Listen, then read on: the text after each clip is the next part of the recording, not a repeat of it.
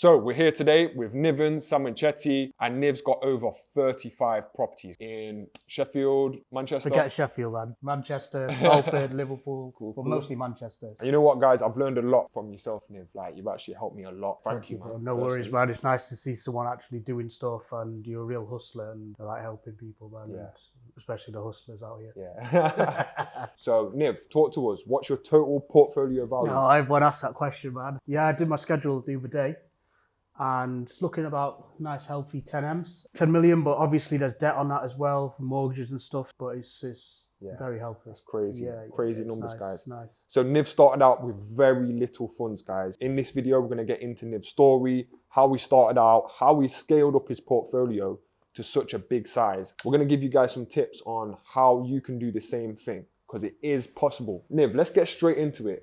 How did you get started off in property? So basically, I saved from various jobs like call center, Chinese deliveries from mates, takeaway, which is not that difficult to do. And I say to people who I'm mentoring now, like, it's not actually difficult if you control your expenses. Obviously, in this day and age, people are like spending and posting on the gram and stuff, but you actually knuckle down, you can save 10K.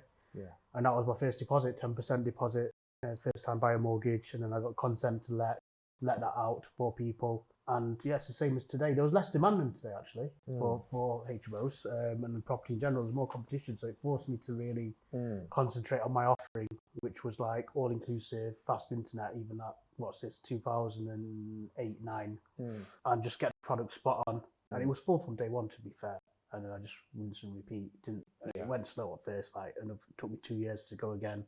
But this time I had 2 jobs and a rental income. Yeah, then it was recession, so it was a little bit harder, but I kept on going. Just scaled it up organically, no external funding, no investors, all owned, and like 50% loan to value at the moment. Wow, that's crazy, man. Yeah. So, Niv, in terms of your first one, let's take it right back to that one. So the first property that you got, how did you actually get the money to actually buy that first property? How much deposit was it? How did you get the money together? Yes, like 13K, including fees and deposit.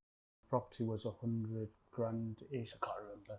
I had 103 or something. But yeah, 10% deposit, first time buyer, got a property, really good area. It was already ready as well because I didn't have any money for refurbs. The first one was already ready to let. And I say to people, obviously, if you have only got a certain amount, like 15 grand, 20 grand, don't get one that needs all the work, because in this, even back then, it would have been too expensive. Even today, like with inflation, you paid 30 grand for a refurb. Yeah. So it was ready to rent straight away, just did the compliance, IKEA furniture, basic stuff, and got it let. You know what? It's so crazy, Niv, because that's like pretty much identically to my story. How I started out was 10% deposit, ready to go property, pretty much. IKEA furniture, scrape together the money. My first one cost 13 grand as well to do. Yeah. Deposit. You don't have to just think that too many people are trying to do this, do that, mad strategies, do this, and it's like you won't do anything because there's so many things. Just keep it simple, buy a house and rent it out. So Niv, my question is, mate, how did you go from having that first property? How did you get to number 2 and then number 3 and 4? Like the first one, and it took 2 years for the second one, and then the third one came 4 months later, 54 grand from auction, and it's worth 200 now. So that was a decent buy. That was remortgageable actually after 6 months. And then the next one came a year later. That was 76 grand. That's worth 180 now, and it makes over 2,000 pound a month. So Niv, you literally did it the hard way, man. You saved up 13 grand to get your first one. The second one, you saved up again and got your second one. I just think that today people want to achieve something in a year. Yeah. And what do you think people make 10 million in a year?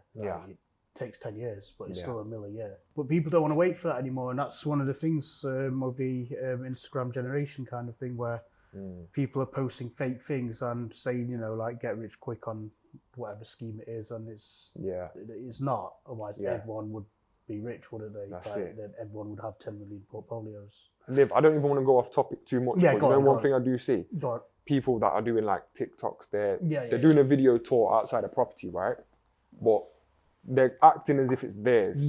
But it's actually someone else's deal. We know this, man. And we've seen it, and it's crazy because they don't say, "Oh, this is my house."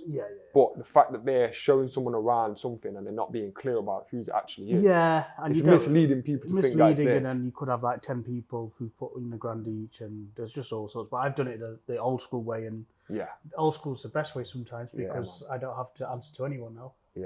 So if I want to spend 1 month's rental income on holiday, I can do. I don't have to shareholders or private investors to pay back or JVs. So man, yeah, no, definitely. It took a while, but it's worth it. And the time goes really fast anyway. I was 20, so like 10 years goes so fast. How old are you now? 34 now. 34? Yeah. So you've been doing property for what, 14 years? 14 years, yeah. Wow, that's crazy, man. Yeah. Niv, hats off to you, mate. Honestly, like, you're an inspiration. Thank you, bro. To everyone that's watching that wants to get in property. You're like, you know, the poster boy of how you can do it. I like that phrase, man. But it's just possible, and it's possible from a very simple point of view where the best thing I like doing now is getting young, got a 20-year-old mentee now, and he's actually got more money than I had when I started. And I'm just saying, look, don't do shortcuts. I can guarantee when you're 30, you're going to be worth more than me. Do you know what I mean? I can just guarantee, but just like, take it easy. Yeah, take it easy. Let's take it back to when you was on your first, and you had your first house, and you're about to buy your second house. Okay. Let's try and go in a time machine. We're taking it back in time. Let's go back. So, Niv, my question is, mate, how did you manage to get the money together to do that? Because a lot of people are going to say, when they're watching the podcast, they're going to say, well, he must have been earning serious money from his jobs. Was I earning 500? It wasn't bad from a call centre sales point of view. It wasn't bad. It wasn't get commission and you got to graft hard. Like it could have still been possible on McDonald's wages, but it would have taken longer. But I was earning like 500 quid a week, which most people earn now anyway, I think. So about £2 grand a month. Yeah, £2 grand a month with the rental income. Yeah. And would you like living with family or? I was literally living in. So the first place I lived was in one of the rooms of the houses. Oh, okay, same as me. That's how I did it. Yeah, and then when I bought the second one across the road, I lived in there, but that one needed doing up a little bit. So we did it up ourselves, really. I had some friends helping. And did you do the second one on a residential as well? Second one was buy to let. It was a bit more deposit. It's a bigger house, to be fair, but similar terms. Yeah.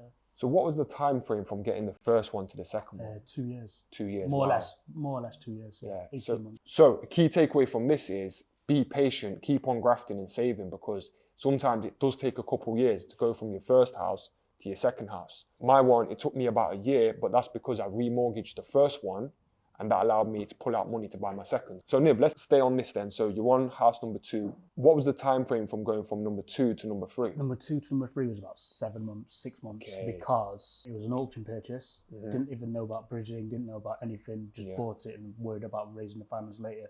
It was 54 grand, which is nothing today, but at the time it was, if you don't have 20 grand in your bank, or I didn't even have 10, I don't think, it was quite hard to buy. Okay, so this is where it gets interesting. So how did you buy it? How did you get the funds? So I bridged that in the end, and basically all my job and the 2 incomes from the other 2 houses were paying that off for 6 months, and then I managed to remortgage it for like 100, or no, 96 I think, and now it's worth 200. I haven't remortgaged it since actually. So. And the deposit for that house? That was 20%. So 20%. What was that? 10 grand. 10 grand. Yeah. 10 grand. So you literally scraped that together. Yeah, it was a deposit as well, but it was the monthly payments as well, obviously on a bridge. Yeah. It wasn't super cheap rates until the year after when the base rate dropped to like 0, whatever, 0.5 in the recession. But so just going back to that journey then. So the year. Or 6 months after that, it was recession, financial collapse, Lehman Brothers. Wolf of Wall Street vibes. So basically the base rate went to 0 and then it actually went, I think if I remember rightly, it might have even gone negative. So basically my mortgages were like 80 quid a month. On all 3 of the houses? But they'd gone from 400, 300 to 80 quid. Wow. So I was coining it in, plus I was still working. So I had 3 houses, 80 quid a month each. Wow. Over £1,000 rent. They didn't go up much with the rent, only till recently. Wow. Yeah, so then it kind of started scaling, and this is the thing where you're saying like it could take a year, but I bought like 10 houses in a year before. You can feel it when the snowball starts rolling, and then you just got to throw everything at it. But obviously it takes time to gather the momentum. Yeah. But once it is, and you throw everything at it, and that's literally what I did then. Yeah. Just going house to house to house to house, even like 4 or 5 years ago, it was still the same, snowball still rolling. And you can slow it down and then go again, but once, like now I can slow it down and go. But when you're building, like build phase, you just want to throw everything at it and keep on just getting that pipeline and keep it going. So yeah, I mean, don't be put off if it takes 2 years. Like to Yeah, get that's a deal. it, It man. doesn't make a difference. I think we live in this fast generation where everyone wants things like yesterday. So basically, you're on like 3 houses. Yeah. The third one was an auction purchase. Auction. You I put didn't even go to auction. That was back in the day. So you mostly bid in the room. Now it's online, isn't it? Yeah, So yeah. you bid in the room, but I couldn't go because it was in London and I was working. But I'd already earmarked it because I knew the house and I'd already viewed it. Basically, they rang me off the auction and it was a post-auction deal. Okay, yeah, perfect. I remember I was driving. I was in the car driving and I was like, should I take the risk? And just something in me, the guy was like, do you want it? It's a good deal. And I was like, yes. You just but made at it the time, work. like 54 grand, it's a no-brainer now. But at the time, the houses may have only been worth 80, really. Yeah. So it wasn't, at the time, wasn't the deal of the century. It wasn't like 10 grand, do you know what I mean? So, but yeah, I just took it because I knew I could fill it. You know what it is, Niv? I'm just trying to get like a very clear picture for the viewers that are watching. Yeah. So, because when I watch podcasts, I like to get, you know, like the clear timeline. Yeah, so picture this then. I'm in my car. Yeah. I'm driving back from work in a different city. So I used to work in Leeds. Yeah. And I've got 2 houses. I've got an income and I'm probably making like 2.5 grand a month. The full, like 22-year-old. And then the auctioneer rings me and he goes, this didn't sell. So you're like, why didn't it sell? I've read the legal pack as best as I could. Didn't go back much then. Yeah. It's a repossession. It needs work. But I've got a build team, like just mates. But still have to pay them, obviously. So I'm in my head, I'm like, it hasn't sold. I'm probably not going to be able to afford it. Do you want it? You need to make a decision now on the traffic lights. Is this house number 4? 3. 3. Okay, yeah. This is the post-auction one. I'm literally at the traffic lights, red light. By the time it's gone to green, I've gone, yeah, I'll have it. Yeah. That's how quick you have to act sometimes. Yeah, for sure. And that's been full ever since, like every other house. But that's an easy house. What's that one? 4-bed HMO, 5-bed? 4-bed HMO. So we made a reception room downstairs, just partitioned it, and then there's 3 upstairs anyway. Wow. So that third deal, I'm guessing that you refinanced it. So you came off the bridge, put it onto a long-term buy-to-let. Yeah, term product. So a HMO product. You know what? Back in the day, and still to this day, you don't need a HMO product. For 4 beds. Yeah. So it's just a normal product. So no commercial valuation, they just give a bricks and mortar I don't have any valuation. commercial valuations really, to be honest. Obviously it works for some people, but I don't want to ever force the value up too much, and say like the house is worth 400 grand in today's market when if I need to sell it I'll only get 200 or I'll be trying to sell it to a landlord who wants to chip the price down. So all my valuations are realistic. I like borrowing money and doing deals, but I don't like remortgaging it, leveraging it up, because 1, it affects your cash flow, 2, are the valuations that realistic? In Manchester it probably isn't. I probably could have done that, but you know, like when you start going out in outsticks of Sheffield and people are asking 400 grand for HMO and it'll never sell. Like, that's it, man. It's not really going to end well. So with your properties, Niv, whereabouts are they? So more or less central Manchester. Central Manchester. Salford. Got a few in Liverpool now. Sheffield a few as well. Yeah. But mostly Manchester. Where would you say has had the best capital appreciation? Obviously Manchester, everyone knows it. It's like, I think like the most people I talk to now are moving to Manchester, even people from London. I actually own movetomanchester.com. I set that up years ago. You own Manchester.com? Movetomanchester.com. I've never used it, but sometimes when the bank asks for, when I'm doing a business plan for the bank, they ask for like a website. So I just bought that domain like 10 years ago, movetomanchester.com. And it gets loads of hits, but there's nothing on it. It's just a booking thing. But I've never needed to use it. I always knew that it would be like a massive big thing. Yeah, I mean it was then, but now it's like crazy. If you just drive through, you'll see all the investment. So cool. It's, all the capital growth in Manchester, outdone anything else. Salford as well, to be fair. Yeah, just buying the right location, because if I bought the same houses in like Grimsby, you're sitting on nothing. Yeah. Do you know what I mean? I'm with you. 20 grand each. That's it. So early on in your property journey, say when you're on about, I don't know, say 4 or 5 houses. Was there a point where you ever thought, right, I'm going to start working with investors, I'm going to start doing joint ventures? What was your thought process at that time? I got offered one JV. Yeah, JV, I know him actually, right?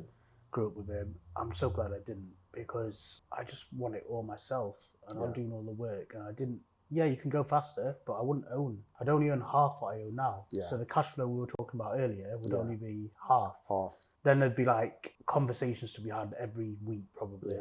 It's just like, it's not what I'm into. I just like to do things. Obviously as well, people think obviously I like to shout about everything, but I've been very low key. I built a business like very low key. You wouldn't even know what I was buying. I used to go in auctions with my hood up and stuff. Do you know what I mean? Like, I still don't like people knowing what I'm buying until it's bought. Yeah, so it's like with JVs and investors, there's a lot of talking you have to do to them and a lot of selling them your vision and stuff like that. And it just wasn't my style. Whereas it does work for a lot of people these days. Yeah. Obviously, the property prices are more expensive now, so it's more viable to do it that way. But I was happy to go a bit slower, take a bit longer, but own it all 100%. Yeah, no, I love that, man. That's great. So Niv, over the space of like 14 years, is this the strategy? So it's buy a property, convert it to a HMO, get it let out, and then refinance it, not on a commercial val, just on like a normal bricks and mortar family home val, and then pull out some money, which will then allow you to go again. Yeah, that was the strategy, especially when I started buying in Salford. But in the early days of First 4,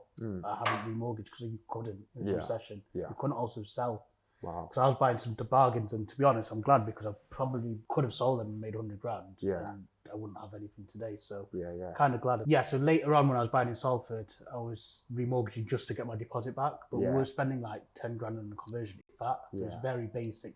Compliance, that's it. And that allowed you to basically go again, buy another. Yeah, I could have gone. You know what? I could have gone faster. Yeah. But obviously had to live as well because 20 to 30 is like a decent time. So I wasn't all in.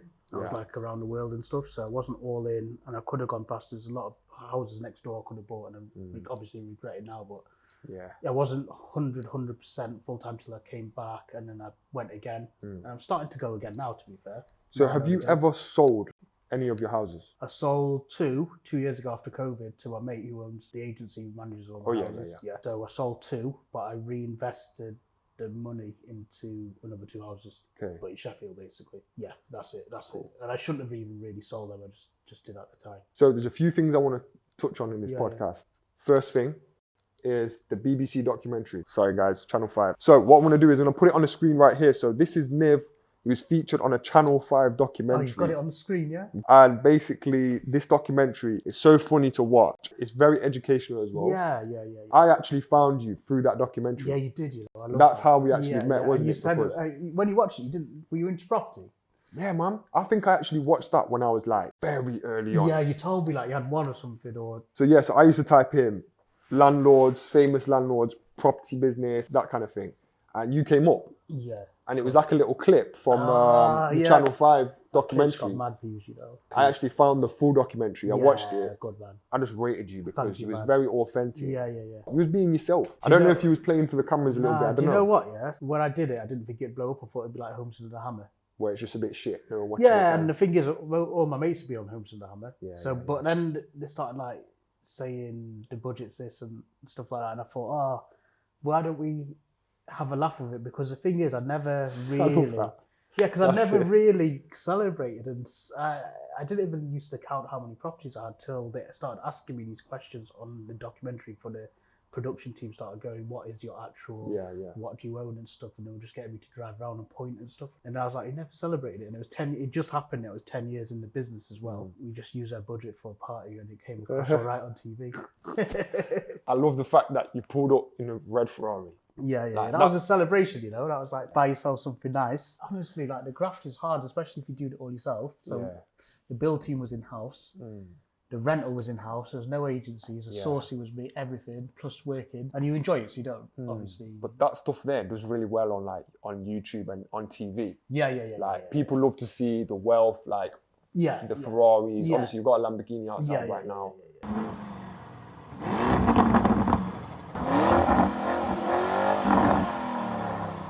Talk to us about the cars. Like, how long was you into your property journey before you got your first like mad car? Yeah, because you're into cars like me, aren't you? A little bit, yeah. That was it. That was the first mad car. Don't count a Range Rover, but that was the first proper. The red Ferrari. Yeah, the super. So how far was you into? 10 years. 10 years. 10 years. I could have got it before, you know. Yeah. But didn't really think of it. You delayed the gratification. Yeah, and I didn't really do property for the money. I didn't spend the money. Like, I did go holidays and I just ploughed it back in, and I didn't really need to. And then I thought, treat yourself. Treat time. Yeah, it's good.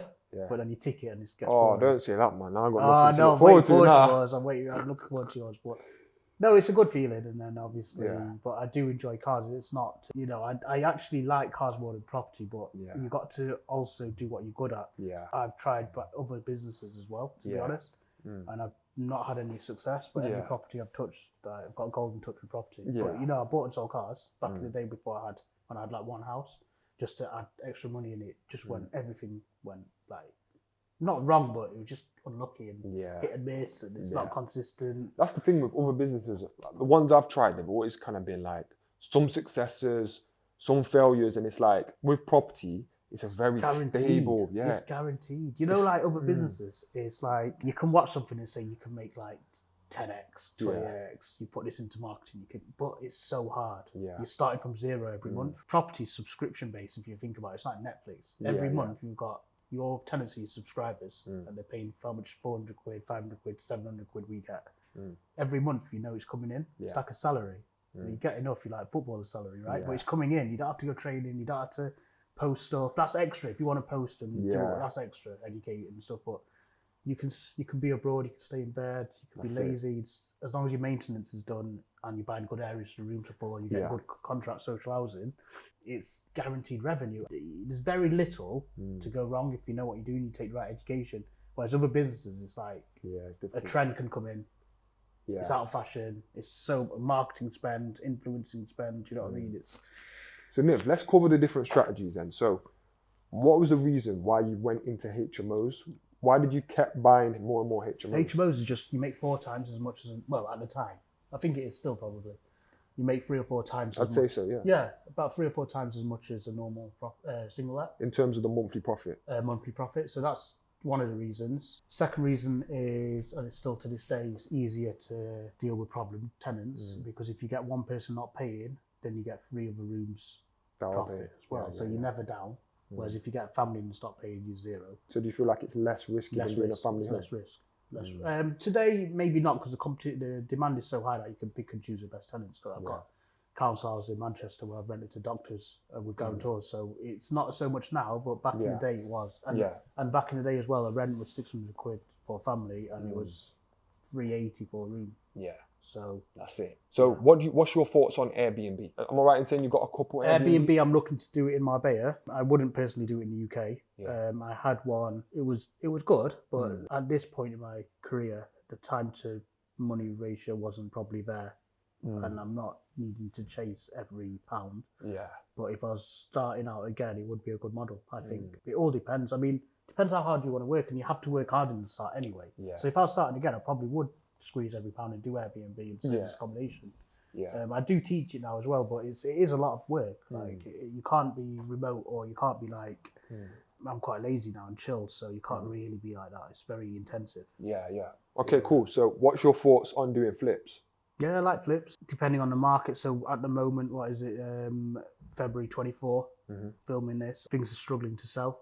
So you ring up an agent and say, yeah, we'll sell it just to get it on the books. Yeah. And the thing is, if you're spending loads of money on a refurb, you've got all that money in to make 30 grand, 40 grand, it's probably, for me, not worth it. But we get off-market properties, good relationships with cash buying companies, and we get a lot of tenanted properties and we move them on, and we take a smaller margin, but it's sold. So that's one of the side businesses I've got.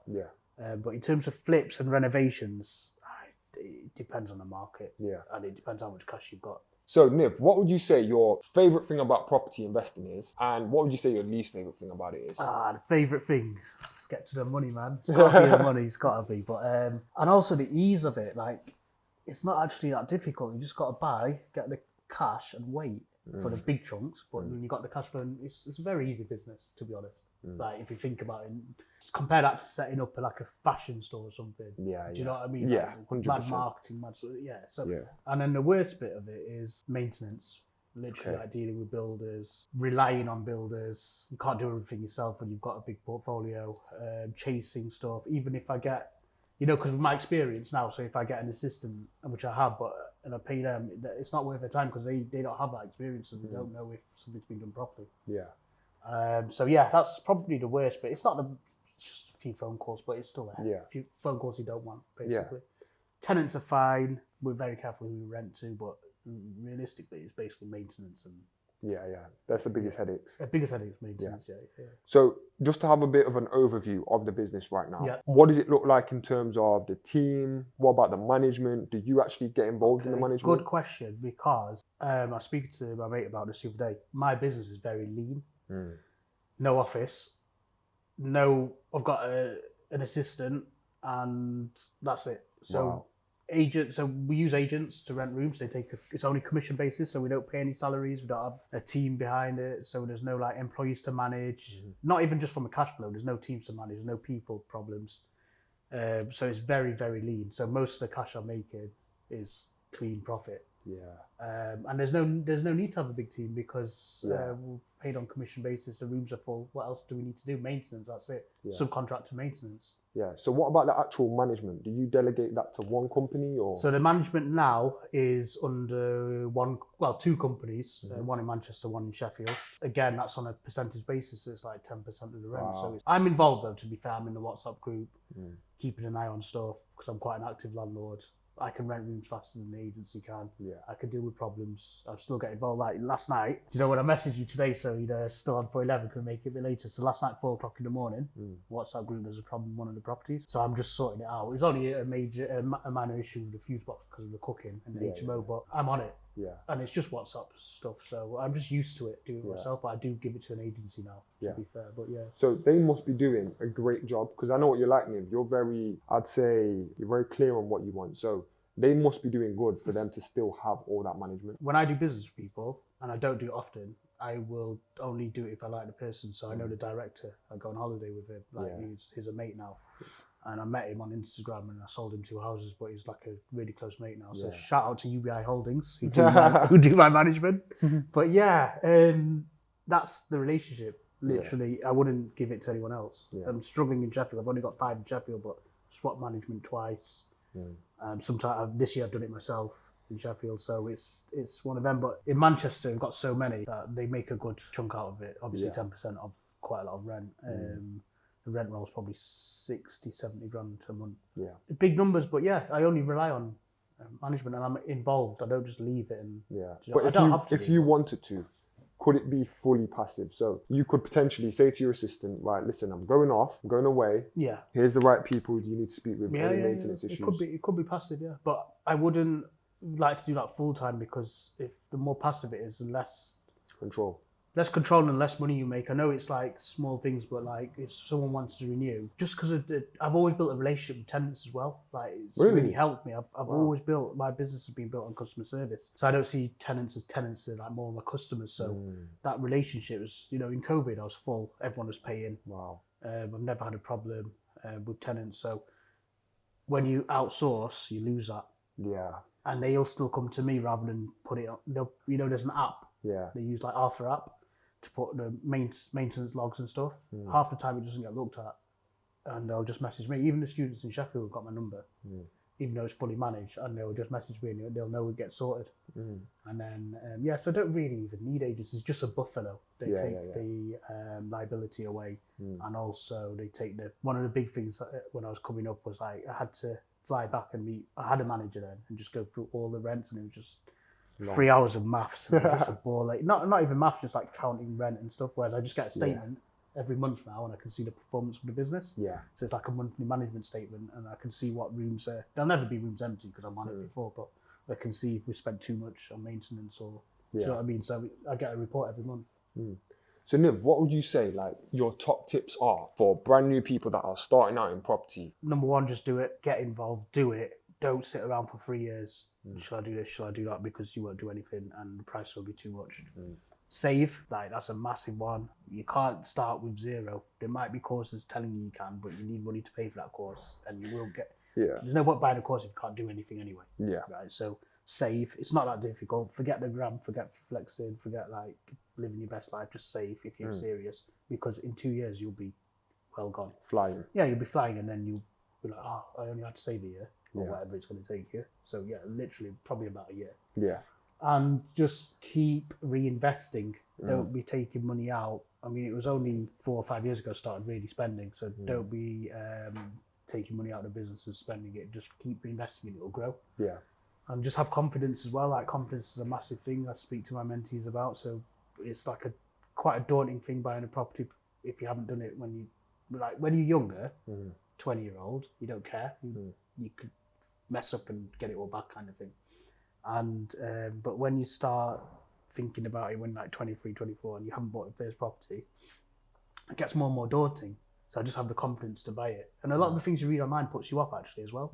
And also, don't tell everyone what you do until you've done it, because they'll put you off. Yeah. Especially being a landlord, it's not the most loved profession. I know it's fashionable online, but actually being a landlord is not the most. So people at work or your friends will be like, "Why are you buying a house?" We'll definitely get a lot of haters. Haters and people like, "Why you buying a house?" You know what I found as well, Niv? Like when you're on, like, say when I was on social media, when I was on like my 5th or 6th property, pure love. I was getting pure love on social media, and then when I've scaled up, then you start getting the haters come in. Do you know what I think it is? I think people don't think it's believable, but me and you know I show, it is. You know what? I show like most of my houses. Yeah. And I like that. You show most of them, you don't show all of them. No one who's making it shows all of them. No one's seen all my houses. Do you know what I mean? You never show But all obviously, I blank out like the sensitive information, like the street names, the door numbers. Yeah, exactly. But I try and show as many as I can because for me, credibility is everything. Yeah. Especially if I'm online, I want to be like as transparent as I can be. Because obviously some things are sensitive that I can't show. But people say the big fish are the ones that are not on social media and they're not showing anything. What's your thoughts on that? You're building your business in a different age now where everything's online. Like literally everything, if it's not online, it doesn't exist. Now, I think you could build without being online, but at the same time, you're giving value and you're showing your journey. And I wish I could have shown my journey. And there was YouTube actually, but I wish I could have shown it even for myself because I only got to show it when I did the documentary. And then all that content, not even content, all just the journey. The journey wasn't... Like even just handheld videos so I could remember stuff. I've got a few pictures, but it was never...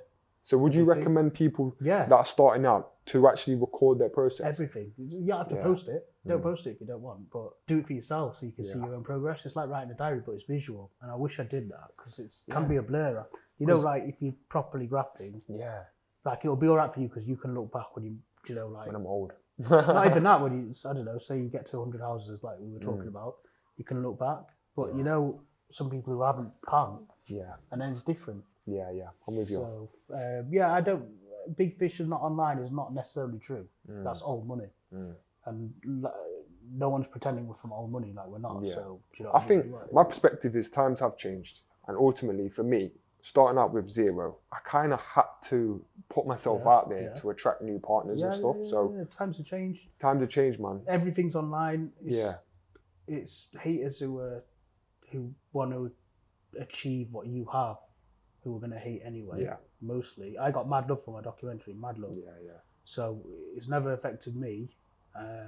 But at the same time, I'm not as online as you. I am, but I don't show every house and stuff because I'm not attracting JVs and I don't need to, but if I did, I would. So it's just, I just ignore it. Just ignore it. Keep going, bro.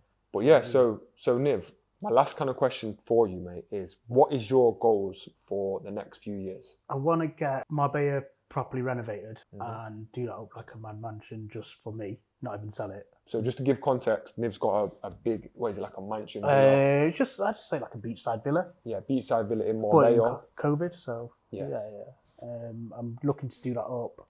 Next doors are sold for like 4 mil, but you can't remortgage there. You can't raise any money on it, and I don't really want to sell. So do that for me. Get a big boy place here. In the UK? Yeah, and then just keep going, basically. Portfolio is really nice. Increase the cash flow a bit, but and just give a bit back and build my education side of the business. But apart from that, it's just steady growing and buying. Yeah, not lazy, but I'm getting a bit chilled out, enjoying it as well. Like I told you in Marbella, just enjoying the money and the freedom. That's the main thing, not even money, freedom. So I'm not often in the country and just trying to enjoy it, man. Yeah, man, wicked. And then just one last thing as well. Can you give us some examples of some properties that you've purchased, maybe refurbished, and then over the years, what they've now gone to in terms of value? Not even refurbished, just bought them. You can buy a property and increase value without refurbishing if you wait. So 76 grand to 180 is quite common. Like the one I told you, 54 to 200, and everything I bought in the second part of Manchester, like when I was buying in 2015, not even that long ago, 2017, they've done like 100 grand extra just by doing nothing, no refurbs. What's been like the most crazy example of capital appreciation from your whole portfolio, if you can remember off the top of your head? Probably Marbella, because I bought in COVID. So can you give us the numbers? Yeah, so that was 750. It's worth like 1.8. So That's crazy. euros, million euros over. So But it's similar. Has that been like 3 or 4 years of ownership? What is that? Just coming up. It'll be 4 years in June. July, sorry. So 4 it's years gone in up July. by what? What would you say? 800k, 900k? It's gone up by a mil. A mil. Yeah, a mil. So it's worth 1.8. Bought it for 700. Yeah. So about what a mil. Oh, that's Not crazy. touched it. But I've not touched it. When I've done it, spent 250-ish thousand on it. English pounds, 200. It should be worth over 3. About 3, 2.8. Yeah. So you're gonna go hard with that refurb. Yeah, but I'm going to keep that. That's the thing. Yeah. But if I was going to cash out, it'd be nice. Yeah. But there's no point because the good thing about having a successful business and it's all on company's house is that I can go and get a mortgage for a very nice house tomorrow without selling anything. So, and my cash flow's nice. So what I'm going to do with the money in the bank, and I won't be able to buy that location again. Yeah. That's a major thing about property. So if you buy in a location, like I was buying in Manchester, to buy it again, if you sell it and make like 30 grand profit, you can't buy it again then. Because the price is like, it won't stack up anyway, like 250. So I've got one in like the most premium area of Nottingham, West Bridgeford. Yeah. It's one of like the top areas. Yeah. That one there, we bought it for 280. Yeah. Spent about 110, 115 on it. But in terms of pulling money out, I think we will pull most of the money back out. Yeah. But the reason why I like that deal is because, as you were saying, eventually the prices are going to keep going up in those areas. You're not going to be able to buy them for It won't be that price feasible. anymore. It won't be feasible. Yeah. Or you won't want to. Yeah. Do you know what I mean? Because it'll be too much of the pot going into that. Yeah. Those are the ones to keep. Yeah. To be honest, if you don't need to cash out, don't. Yeah. Because the premium areas tend to go up faster, like West Bridgeford, place in Marbella, they go up faster than your lower end. Yeah. Inner city areas. So what area would you say has had the best capital appreciation? Probably Salford. Salford. And that's just because of the regeneration. Where is that? It's basically Manchester, Oh, but it's okay, where cool. Media City is. Oh yeah. So like, I don't mind. Obviously, like people are like, why are you giving all that information out, and stuff? Like, Yeah. try and buy there now. You know what I mean? It's 250 Yeah. grand. It's not going to stack up. So how much was you getting yours for? I've got one for like 100, 100k. 120. This is like a few years ago. I got one for 88. And now they're both worth around. Over 220. Wow. Yeah, over. Some are worth like 280, some are 250. But it's carrying on. But there's ways to identify those areas as well, where it's like foreign direct investment, new builds, where like building companies have already identified, done all the research. So if they're putting money in, you know it's going to be all right. And So are most of your properties like, say, 5-bed HMOs, 6 beds? not even 5, 4. Most of them 4 are beds. 4s. And most of them have done 4-bed HMOs. The normal terrace into a 4-bed. Yeah. 3-bed upstairs, 1 reception room change. I am doing more now. So in Liverpool, I've got more 6 beds. Yeah. But that's just for cash flow. It's not. Yeah. Yeah. It's. But I've built a business on 4 beds. You don't have to do like back to brick renovations. Get a 6-bed. Try and get a commercial valve to build a business. You can do it the other way, where you go kind of cheap and get as many as possible. Yeah, and then just let the capital appreciation build up. If you're buying in the right area. Yeah. So that's what I did. I didn't have the money to do big refurbs as well. So. Yeah, that's it. Yeah. But yeah, Nib, have you got any like closing messages, what you want to tell people? If you're interested in property, it literally will make you financially free. I won't even say rich because it will anyway, but financially free. And I think most people want that now. They don't want to work for someone else. So I think property is the way. I'm a prime example of that, and it's possible, and just keep going and keep growing. And just if you need any inspiration, follow my journey. But it's literally been quite simple but hard work, and learn from my mistakes as well. Wow. Amazing. Yeah, Niv, thank you so much for coming No worries, on, man. It's been a pleasure. So guys, if you do want to find Niv's social media, click on the link in the description of this video. You can find all of Niv's socials on there. Guys, remember to like, comment, subscribe, share this video, and I'll see you all next week. Thanks, guys.